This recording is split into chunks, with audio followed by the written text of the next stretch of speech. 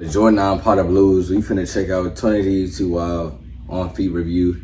I had to skim through the video. You know, you're gonna start in at 5 minutes, get straight to the review. I always loved TONYD2WILD on feet videos. Anytime I was debating on if I wanted to buy a shoe or not, he put it on feet. It made me want to buy him. Every time I've been watching him since 2016, so I've always personally just loved his own feet. So I never really knew how to rock Jordan 9s. I damn near almost bought the cool gray 9s. And they just like with Jordan 9s, I don't really know what to put on. I don't know if I should wear flares with them. Skinnier jeans, joggers, flare joggers, flare jeans. So I'm gonna see how he put it together on feet.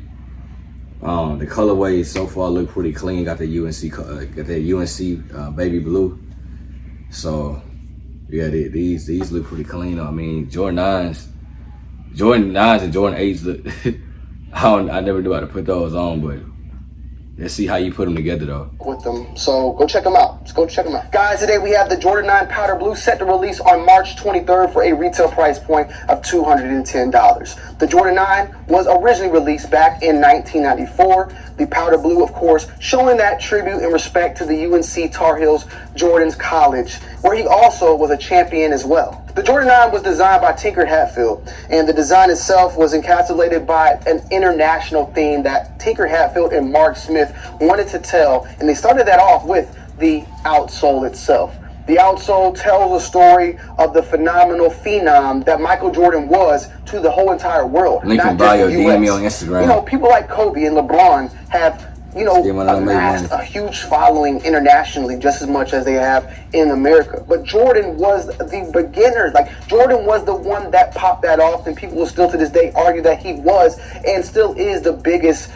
phenom or international athlete, especially in the basketball world.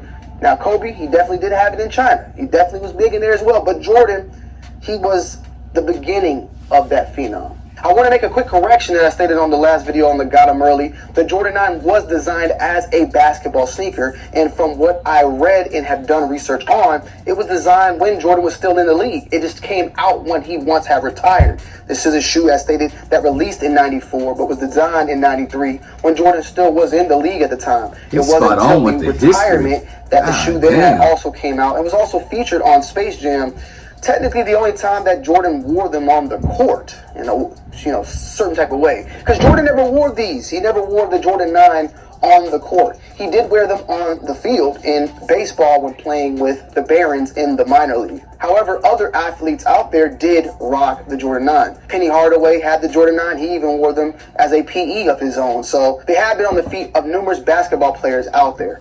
The shoe itself, though, encapsulates that international feel and theme, having various languages out there and various quotes for MJ's ethos. From dedicated to independence, it tells a story of the international icon that Jordan himself was. And with that great design and just something very different for the outsole of a sneaker, they still had to make sure that it had the technology and traction to give a great court feeling. Now, the Jordan 9 Powder Blue released in 94. I believe it was like February 1st, 1994. Look, if you want to bash me for not knowing that specific date, go for it. But the retail at the time was $124. They have since then re-released back in 2010, and this is the second time it's been retroed in 2024. So it's only been 2 times since we've seen the Powder Blue being brought back out to the general public. A very, very, in my opinion, solid colorway. I love the whites, the baby blues, or the UNC blues, and the black. It has a very nice pop to it. The box says Air Jordan 9 Retro, Summit White/black, size 8.5. We talked about Barclays and how Barclays were just, it's really hard to actually put them on, right? That's not really an issue for some reason when it comes to the 9s. I don't have that issue. You have that inner booty on the shoe, but it does not play the same role as the Barkley does. For some odd reason, I'm able to slip straight into these shoes at the end of the day. Now, on the inside of the shoe, it does feature the Nike Air and not the Jumpman logo inside there. It's playing tribute to that original 1994 model, as well as no 23 on the back. The 23 on the Michael's has hundreds of items on sale. Prices start at just $2.99. Don't miss these big spring savings. If you want to travel with your kid, but don't want to share your kid's bedtime. How are y'all getting these though, man? on the back was I'm not new iteration for Jordan 9s later down the road. But originally, they did not have the 23 on the back. Same with the Jordan 5. You remember Jordan 5s, they originally did not have that 23, but then later on, they had the 2 3s on the side and stuff like that. That was something at the time that was, as stated, just different. It was not there. So some people were asking about that. 23, no, there is no 23 logo on there. There is the Jumpman logo and all that, but it is going more towards its original mold and model at the end of the day. I really do like these a lot. I think these look fantastic. As far as the leather goes, when it comes to 9s, they always have a really stiff type of leather, and I say it's like more like a plasticky, unfortunately, but it doesn't feel horrible. It doesn't feel like cheap. It just feels tough.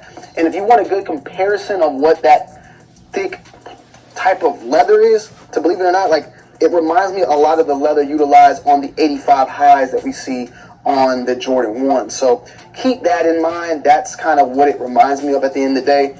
I think overall it's a solid shoe. Currently going pretty high in the resale market. So that means that the demand may be there, maybe not. Jordan 9s have been y'all think these gonna sit one of those shoes that get looked over. You know, when you go to 1 to 14s, you know the big boys, the 9s, the 10s are some of the shoes that people kind of, some people love, some people don't care for. The 9s, the 10s, that's usually, they're still good. They're not like 2s, but they are sometimes iffy. You know, I love the 9. This shoe, been looking forward for this to come out. Looking forward to the olive 9s we're going to get a little bit later on as well. So I've been really looking forward to this. A really nice overall colorway. The black pops, panties drop nonstop. Comes in that old school 1990. I want to say like this is like the 95 box. So this box actually matches this particular shoe probably pretty well. I can't recall what exact box. Someone in the comments in 1994 when I was 3 years old, feel free to let me know, what box it came in. Because I want to say like this box, and we've seen this box a lot. Like this box, the all gray boxes, these are all more old school boxes. They kind of went back in time and been pulling designs from those older boxes rather than, a couple years back, we just had those black boxes with the gold Jumpman or the black box with the white Jordan Jumpman. Now we're actually getting like retro boxes. And let me know, guys, is this the box that this shoe originally released in 1994? Because from what I know and I always remembered from doing YouTube, this was a 95 box. I don't know if 94 was the same box or there was a 94 box. Let me know. I'm just curious.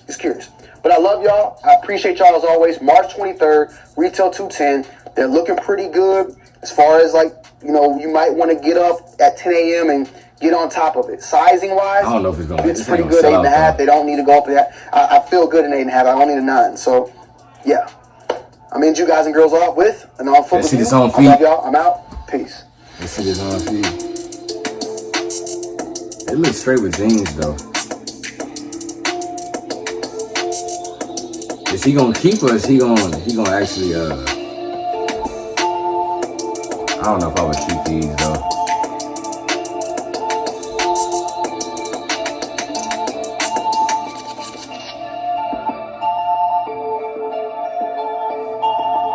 They don't look bad on feet.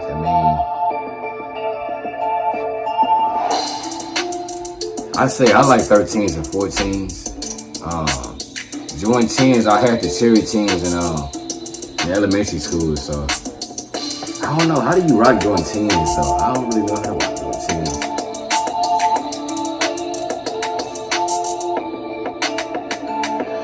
I had the cherry 10s in 2005, so I low-key went about those again though.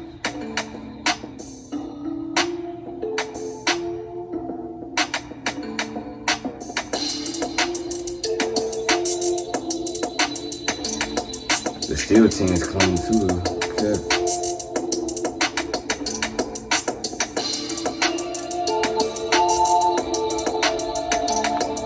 Overall, they look pretty clean on feet though. I'm not really like I said, besides the cool gray 9s, I'm still kind of iffy on those. I low-key got to try those on to see if I really like